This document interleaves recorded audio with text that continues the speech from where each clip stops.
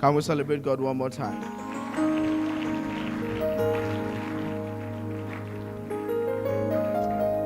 Even though we are still in the season of love, but loving Jesus gives us the capacity to love. Praise God.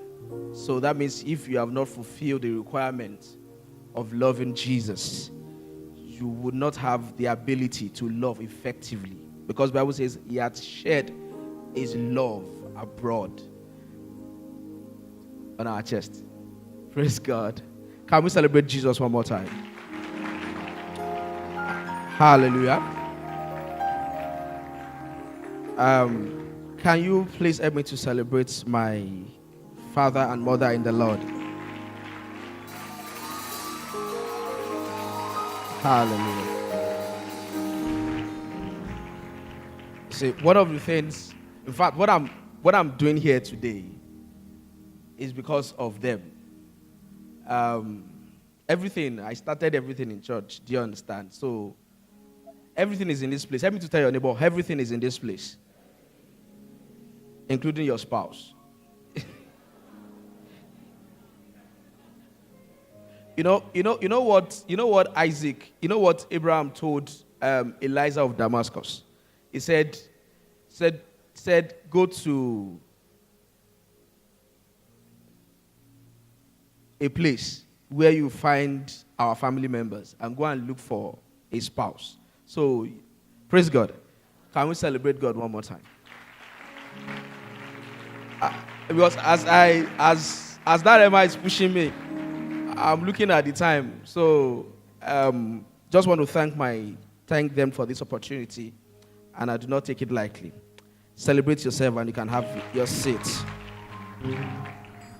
I'm just wondering, this guy, every time he comes, he brings a laptop. Yes, because we are going into the classroom this evening. I want to talk about the all-important subject of emotional intelligence. And I actually brought these laptops to give you proofs of why emotional intelligence is the chief. You see, you have two types of mind, and you have a mind of reasoning, and you have a mind of emotions. And what they teach you in school is actually the mind of reasoning, the logic. And you see, over time, we've been able to educate our mind of reasoning at the expense of our emotions. Meanwhile, what really gives you an edge in life is not the mind of reasoning, because by the time you are working with another person, you see, you are good. A sound is coming out here. You are good by the time by yourself with a high IQ. You are good by yourself. But by the time you introduce another person, your IQ is not needed again. Praise God. Remember, they invited me to come and do a test, an IQ test for a corporation. And I was actually talking to the expatriates. I said, you guys, you don't need, they said they wanted to do it for the management, for people in the management. I said, you guys don't need to do IQ test, because at this level, you don't need IQ. What you need is EQ. And I'm going to show it to you. And, you know that there's actually a guy called Professor Gardner, and he said that we have more than one intelligence. What we've been able to focus on is IQ. But imagine what that brother did now. That's an intelligence. They call it musical intelligence. Ability to understand rhythms, and ability to voice rhythms. And some people don't have that intelligence. Some professors don't have that intelligence. If you tell me to do that, you only clap for me just to make me feel good, but you will know, and you will tell me after the service that I did a bad job. That's actually what they call body or kinesthetics intelligence. That is what the likes of Messi. That's what they have. There's actually what they call spatial intelligence, 3D. That's actually what they call manual intelligence. I remember my flatmate when I was in Lagos. The guy will pieces our generator, and the guy will couple the generator back. If I do that, I can't even do it. I won't know where. Do you understand? That's an intelligence. And no matter how you teach some people, even if they study engineering, they won't get it. So why will you now tell me that high IQ is all that you need? Because even empathy, they don't teach it in school. Empathy is different from sympathy, and it's different from compassion. Sympathy and compassion, they are feelings. Empathy is understanding. Understanding why somebody is feeling the way he's feeling. Being in that person's shoe, understanding their... You see, at times you can have people that work for you, and you drive them hard. And empathy tells you that you are driving these people hard. And if you are not careful, even with your high intelligence, you will lose them. And you know you can't do what you are doing alone. So that's actually the beginning of failure for the person with high IQ. You see, they say something in NLP. There's actually some presuppositions in neuro-linguistic programming. Number one is that they tell you that the word is not the map. The mind is the map. What does that mean? It means that even though both of us can be looking at the same thing, we are not seeing the same thing. And you think they teach that in school. Because when a professor teaches you something, in fact, there are some professors that the way they give it to you is better you give it to them that way. If you're trying to explain, you would not even entertain any discussion after that. What you will see is a D. Another presupposition is that nobody can ever be wrong. Imagine that you can never make a wrong decision. Why? Because they believe that everyone makes a decision based on the level of information he has. So that means if he knows better, he does better. Another one is that, and this is actually very critical, is that the meaning of communication is the feedback you are getting, is not what you are saying or what you think you are saying. How do I mean? If I've been trying to tell you, do this way, and what I'm getting is that you are bullying me. And you're saying that I've been trying to teach you how to do these things. That's what I'm teaching you. But really, what that presupposition says is that what you are actually communicating is bully. That the meaning of communication is not what you are saying. It's what the other person is hearing. So, but they don't teach that in school. And it's been said that what your success is marks 25% from your IQ.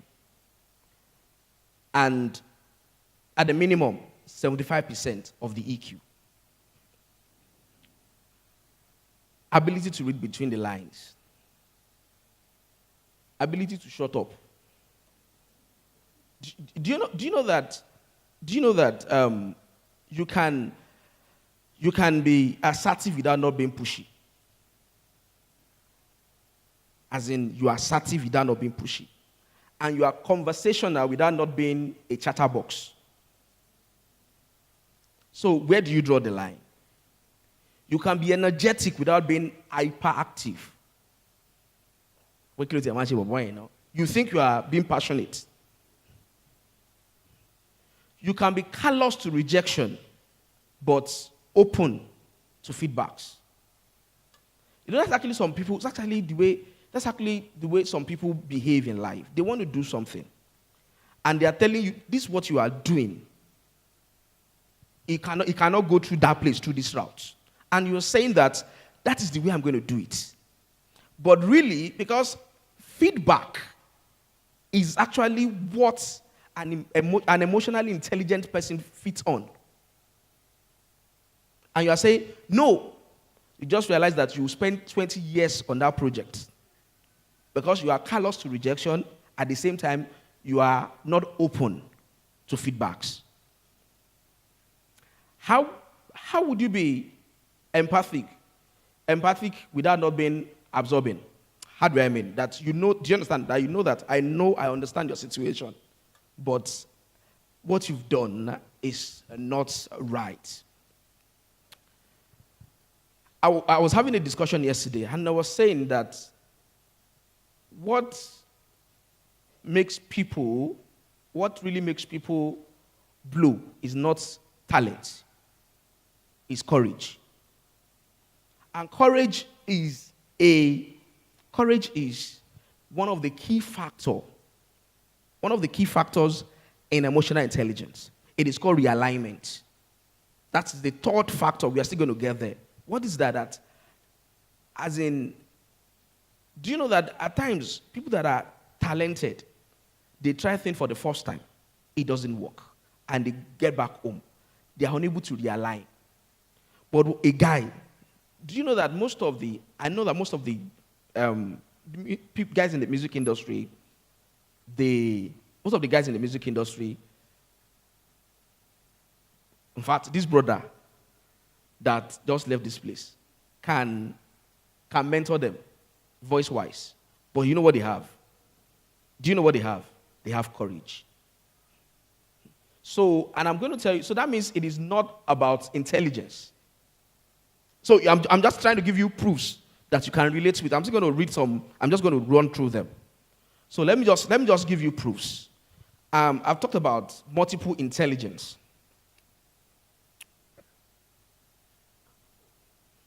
All right. And the next slide.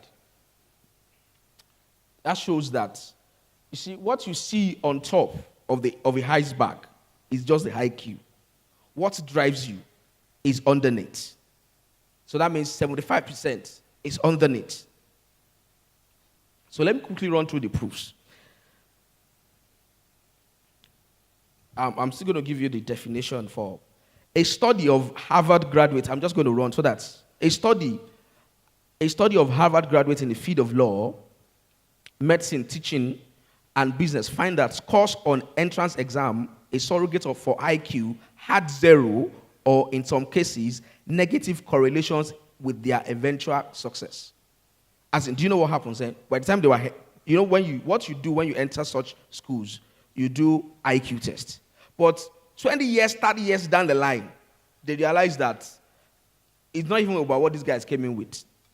In various other studies, it was found out that only approximately 4, 10, 25% of respective cases does IQ influence career success. This means that at best, IQ leaves 75%, at worst, 96% of success of emotional intelligence. In other words, IQ does not determine who fails or who succeeds. So that's why you see, one of the best things you can do for your kids is not home lesson. I remember I did a parent, they invited me to a parent's PA teams, what's it called, to speak to the teachers, one school in Surulere, another school in Ibadan, in the space of 1 week. And the proprietors, they complained to me because the kind of curriculum that they run, they said that some parents took away their kids, 2-year-old, because the 2-year-old could not do 2 times. I said, that is rubbish. Let me tell you something. You see, what you need, the mathematics all the mathematics that you studied in school, which one are you using now? The only mathematics you will need is board mass. Brackets, off, multiplication, addition, and subtraction. That's all. And if somebody that has not gone to school before, if you sit down with the person in 1 week, the person will know. That's all you need. Because let me tell you something, even bringing your kids to church, it's been found that it increases their emotional intelligence. You know why? Because they interact with adults. That is why, how many of us know grandma's children? They are more emotional intelligent than most of our kids. Because you know what, grandma, they won't go to school, they won't go to school, but they will sit them down, they have sharp mouths, they will reason together. They will reason together, but what we do is home lesson for what? You know, I remember I was at before Intercontinental Bank. Before Intercontinental Bank changed name. So I was at their HR annex office at Ligali Ayorinde, where actually the Inspiration FM now. It had been there anyway. So I saw this 12-year-old was wearing white shirts and their tie, their collar tie. The guy was carrying files all around. And it was during holiday period. That guy would be better than a 12-year-old in a lesson. It's better to put your kid in ShopRite and pay the salary. Tell them not to pay him. Because eventually, it will be your child, it will be him and him alone, and he will need to make some decisions. He will need to step out. How will he treat rejections? In fact, they say that the more emotionally intelligent you are, that's actually the rate at which you are going to sell. You know why? Because for you to sell 10, you will have gotten rejections of 90. So how will you treat rejection? A 1997 survey found out that among U.S. top corporations, 4 out of 5 companies promote emotional intelligence in their employees through training and development, and they even look out for it when evaluating performance and hiring. Another study of quality top U.S. corporations look at this. Just look at these things.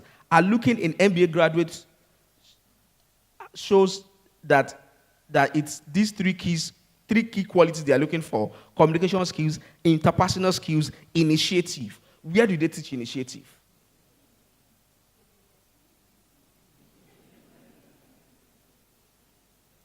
So, because you see, initiative, even if you have all the money, you need to take steps.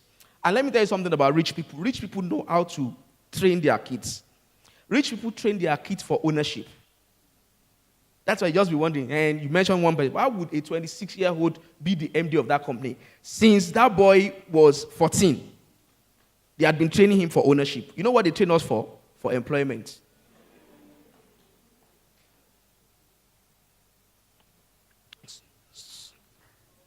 So, Harvard Business School, according to Jay Vadul, the MD of Admissions and Financial Aid, Harvard looks at for the following critical competencies: empathy, perspective taking. Let me tell you something. Rapport and corporations. Okay, let me tell you this story that I may not go to I have like 10 proofs that even in Army, salespeople in schools. Penn and Matt, true life story. Penn and Matt were 2 brilliant and creative students at Yale. True life story, I'm telling you. Penn knew he was an exceptional student, so did everyone, but he was also unbelievably arrogant. He looked spectacular on paper. When he graduated, he was highly sought after. All top organization in his field wanted him, so he was top of the university's first pack for interviews, at least on the basis of resume. Penn's arrogance came across everywhere. Although he had hundreds of interviews, he ended up only with 1 job offer from a second-tier outfit, and he was fired the second year. Matt was not academically brilliant, but he was adept interpersonally, and everyone worked with him, liked him. Matt ended up with 7 job offers out of its interviews, and went on to succeed in that field. Penn lacked EI, and Matt had EI. Because let me tell you something. What your EI, your EQ, your IQ can only open the door for you. Like I told you. You see, by the time you are entering, that is when your IQ is needed. And your IQ is needed because of your own assessment. But by the time you go to a workplace, you are going to be assessed based on how you can work with the team and work with every other person, because it is not a lawn tennis game. Do you know what they call? Do you understand what I just said?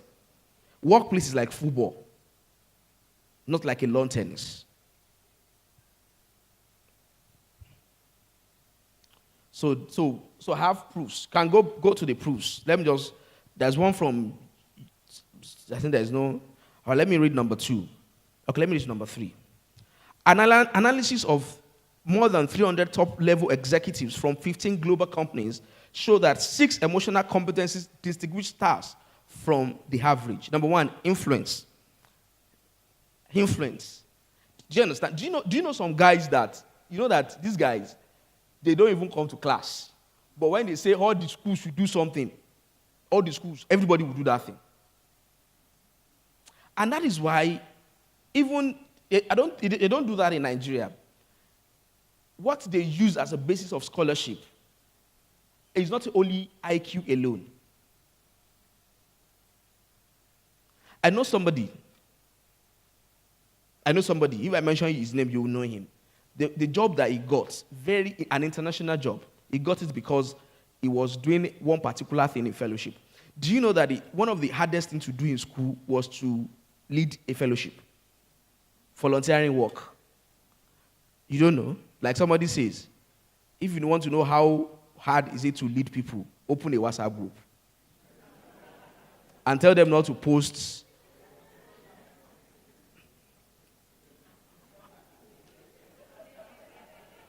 Organizational awareness. In fact, let me tell you something. They interviewed some executives, and they said that if you want to promote anybody in your company, what are the things you're looking for? They said 2 things. They said we are looking for somebody that recognizes a high priority job, and number 2, somebody that does it with speed and diligence. Imagine somebody that you recognize that this is actually the top priority thing to do, and you do it with speed and diligence. So let me leave the. How else would you now describe emotional intelligence? It is a different way of being smart. So what is emotional intelligence? Like Daniel Goleman, I hope you know this guy. Daniel Goleman was not a psychologist, or is not a psychologist. In fact, the guy that started this emotional intelligence, his name is Peter Zolovic, something like that, in Yale. But those guys in America, they've been able to develop what they call investigative journalism. Do you know that the guy that wrote Outliers is a journalist? So the guy sat down with Peter, and they began to discuss. That's Daniel Goleman. And the guy realized that, wow, what this guy is sitting on. The guy has been doing research. But a professor. See another, even the person that started emotional intelligence is not even known, because he lacked 1 or 2 components of emotional intelligence himself. It was a journalist that came. And when you say, who is the father of emotional intelligence, you say Daniel Goleman. So Daniel Goleman said, I've left this place since. Daniel Goleman said, it is not what you are good at. It is what you are good at in life. It is not what you are good at in school. It is what you are good at in life. All of you who organic chemistry help. And I'm telling you, you see, you can. I'm not saying that academic indiscipline is bad. In fact, because even when you go to school, there are some things that we learn in school that we overlook. In fact, more than the classroom that you attend, ability to adapt. Adaptability and flexibility, they are 2 components of emotional intelligence, because eventually it is not the fastest animal that survives, but the one that is able to adapt eventually. I hope I'm making sense. He said, it is not what you are good at in school, it is what you are good at in life. It has to do with how you handle yourself and how you handle relationships. And this is actually the season of relationship. You see, they say that communication is the fuel of relationship. It's a lie. It's not. It is feedback and working on that feedback. If you tell me that I don't like what you are doing for me, are we not communicating? We are communicating. But if I'm not working on that feedback, if I'm not open to that feedback, number 1, and I'm not working on that feedback, that relationship will not go anywhere. That's why they do performance management or performance review at work. So what is EQ? EQ is actually is like a triangle. Number one is you are here, the other person is here, and the situation is here. So EQ is understanding, first of all, your own emotions. Awareness of your own emotion. Number two, awareness of the other person's emotion. Then looking at the situation and using the three components to make decision. Your own emotions, understanding yourself is very key. One of the things that you need to understand is that, one of the things you need to do is you need to take different personality tests. Do you understand? Not all these sanguine is better, but there are other ones. Do you understand that would throw up some other things? Well, whichever one you do, no one has a better personality than the other person. How many of you know that? You don't know. They say that, I'm a sanguine. You are not better than somebody that is not. I'm a choleric. I push people. We get things done. You are not better than the flake. You see, that's actually one thing that you should know, that you are not better than the other person. Why? Because what you call strength is your weakness. I've actually used these examples everywhere. I even used it last week.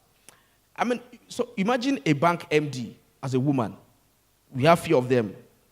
At the workplace, what are the qualities that you need? You need to be fierce. Do you understand? You need to be rugged. Push everybody hard as a woman. Do you understand? All those qualities are needed in the workplace. But when you come home, if you bring those qualities home, what do you get? So what has become a strength at the workplace has become a weakness. Why? Because the roles have changed. So you are not just stupid and saying, that is who I am.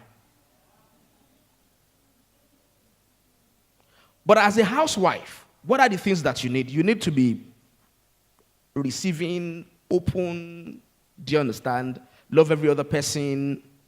Do you understand? As in everybody, you give everybody food, give transport money.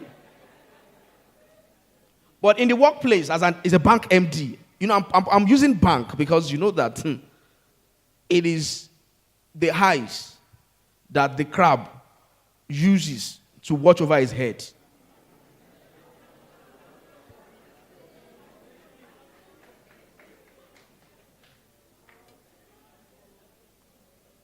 So, this brings me to the law of every strength. Every strength is a weakness. And every weakness is a strength. So even in relationship, what do you need to do? See, there's something in relationship that we need to understand.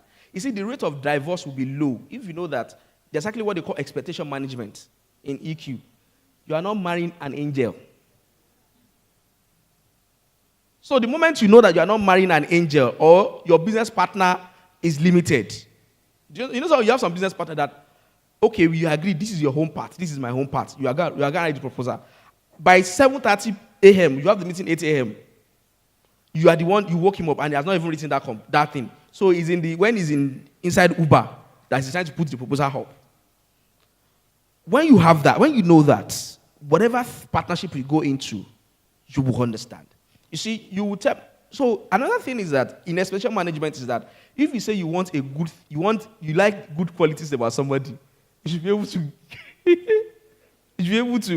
you should be willing to receive the bad strengths. For example, let me get it. Listen to some guys, they say, I like visionary ladies. Ladies that are seeing visions. But in that vision, a visionary lady can be stubborn. Do you understand? So by the time you are receiving that visionary lady, be praying for strength to deal with that stubbornness.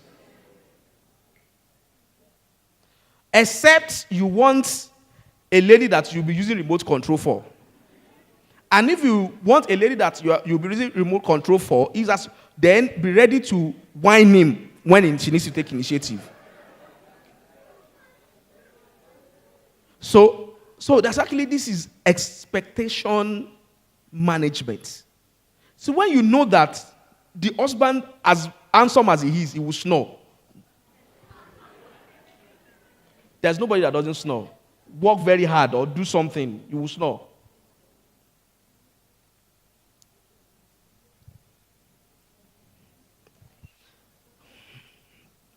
Time is running fast. Relationship are all you have.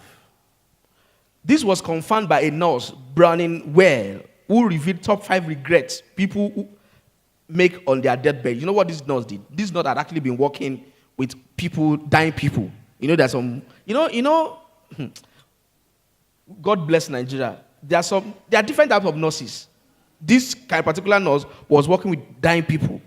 So all their regrets, the lady was writing them, and he came up with top 5. And this is number 1. I wish I had the courage to live a true life to myself. You see that courage. You see, you will not regret the steps you take or you took. You will regret the steps you refuse to take. See, there are some things that you need to do. You are sitting on them. But you see, few things, just 30% of what you think you know, somebody has it, is running with it, and they are celebrating him today. That's courage. Not the life others expected me to. I wish I didn't work so hard. I missed my children's youth and my partner's companionship. Number 3, I wish I had enough courage to express my feeling instead of suppressing it. I wish I had stayed in touch with my friends. I wish I had let myself be happier. So benefits of EQ, because I'm actually regulating emotions effectively helps generate enthusiasm and optimism. You see, anybody, if you see somebody, even no matter what he goes through, the guy is still smiling. Say, I'll still go. The guy has emotional intelligence. But not that something happens and you are sitting and you are crying. Emotions play a large role in our outward displays and behavior. Allows for more flexibility, consideration for alternative scenarios. Let me tell you something. Another thing that they say that there's nobody that is not resourceful. You are only in in an unresourceful state. What does that mean? That means you need to understand yourself so much that when things are not coming, ability to be resourceful, as in, what do I mean? Ability to generate options. Emotional intelligence will be fixed on the goal, but will be flexible with the method. Because it is not only your method that is the method. All right. Tangible development areas. Let me just go through this place. Then let's quickly do a 3-minute emotional intelligence test. Resourcefulness, persistence, decisiveness. These are the things do you understand? Confronting problem employees, building and mending relationships, improved teamwork, greater job satisfaction, compassion and sensitivity, straightforwardness, work-life balance. If you see somebody that leaves work and goes to watch a movie, is emotionally intelligent. I cannot come and kill myself.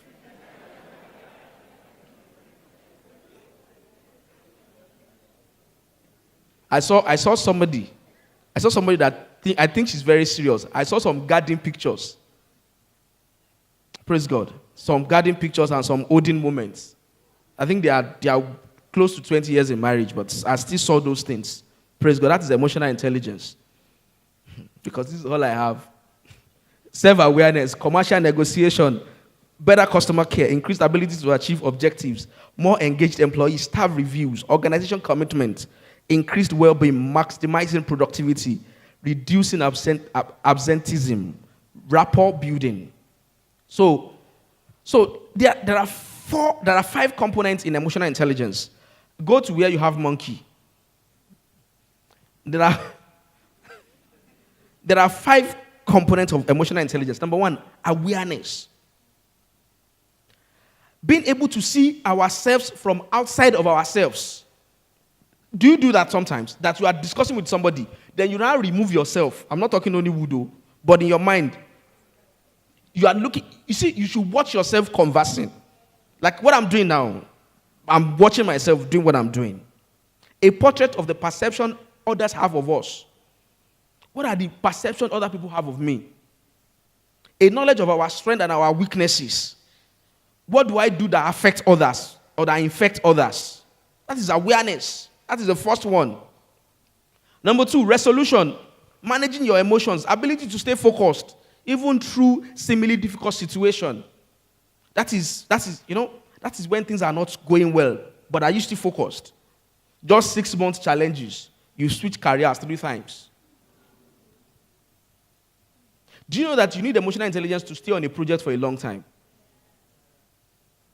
That you keep writing it, you keep tearing it, but you still keep at it. Realignment. So, you see this one, this difficult situation. So, I remember I had a cousin then. We were watching Mommy when I was in 200 level, long time ago. Because all of us were staying together in a communal compound in Ilorin. And the wife just came, they had an argument. The wife just brought the marriage certificate, tore it, and poured everything on us. We just did as if nothing happened. We were just watching, and just wanted to just change the channel, increase. Do you understand? He lacked resolution. Or she lacked resolution. Realignment, ability to understand and manage situation quickly and professionally against all odds. You see, that is why highly emotional intelligence customer care specialists will excel.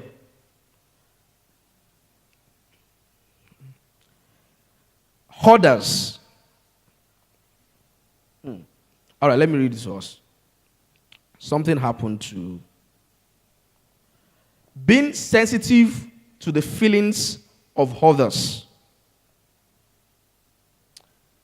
Being sensitive to their needs, to their challenges, to their weaknesses, and others first. You know what I've just said here? Is actually HARO. Hey, awareness. First R, realignment. Second R, resolution. This other one, others. And wisdom. That is the W. Doing the right thing at the right time when you should do it. Or saying the right thing with the right tone of voice. I love you, Joe. But what have you just said? You said I love you. But does that, because they say that tone of voice is 30-something percent of your communication, which 50-something percent is body language, which leaves less than 10%. So we now have HARO. Somebody say, show me the money. So we have less than 5 minutes or thereabout.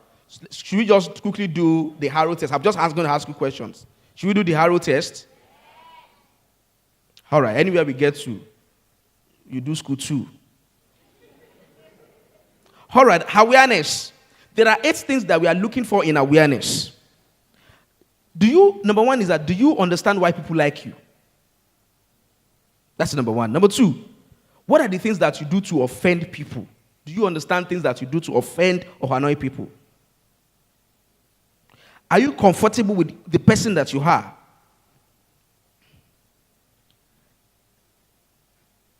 When you are in an uncomfortable situation, are you aware or can you identify your emotions? Let me tell you something. Have you been you just wake up with one, as it happened to you before? You woke up with you don't even know. One of the best ways to solve that problem is to first label that emotion. You see, there are different emotions, over 70-something of them.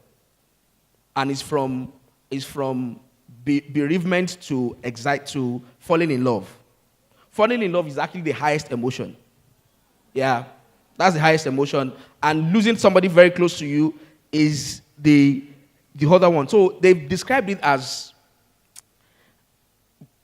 don't worry, we would leave the arrow because they've described it as water. Are you listening to me? They've described that. They said that bereavement is like ice block, sunk. You don't want to go out. Do you understand? You don't want to have your bath. Do you understand? Then, water is in ice block, is in normal water, and is in vapor. So when you are in love, you are in a vapor mood. You wake up very early, you check your phone do you understand? But in between this spectrum, praise God, there are different emotions. There's sadness. In fact, you should be able to label it. Because you cannot fight what you don't know. So when you label it, you trace it. When you label sadness, so what you just realize that maybe it could just be that you've carried over an emotion, somebody that stepped on you. So what you do is you label it. So ability to label it is being emotionally intelligent. So what are the misconceptions that we have about emotional intelligence? Number one is that being nice is being emotionally intelligent. No. Letting your emotions hang out there is not being emotionally intelligent. Women are more smarter than men. Men are more smarter than women. No. Our emotional intelligence is fixed. No, it's not fixed. You can work on it. In fact, at a particular age, your IQ is fixed. But you can still improve your emotional intelligence. So the good news is that you can work on them. Go to that particular image. That's the good news. That you can compete even at this. So what are the things that you need to do? Let me just go to the second to the last one. I'm just going to, what can I improve on? What can I improve on? What can I improve on? Number one, the interpersonal realm. Intrapersonal realm, that is about you. Your self-awareness. You need to improve on your assertiveness, your independence, self-regard, self-actualization. Nobody's going to do this thing for you. Interpersonal realm, empathy, social response. Is it coming to church, you are increasing your emotional intelligence? Working in church, you are increasing your emotional intelligence. An usher is increasing our emotional intelligence. Interpersonal relationships. If you see somebody that, I'm not saying you should be everybody's friend, but you don't even have a friend. Adaptability realm, problem solving, reality testing. Do you understand? Don't just test your realities from time to time. Flexibility, like I told you. In fact, they say that you lose your strategy the moment you meet with an opponent in army. As in, the moment you face an enemy for the first time, all your strategies are gone. Why? Because you now need to, that is adaptability. Then lastly, stress management realm, stress tolerance. In fact, stress is a whole lot. Impulse control. Buy it now. I must have it now. Then last one, general mood, happiness and optimism. So for his happiness, you need to first label it. So let me close with this.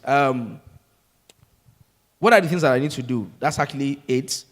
Self-awareness, managing emotions, handling pressure and stress. I want to close with this one.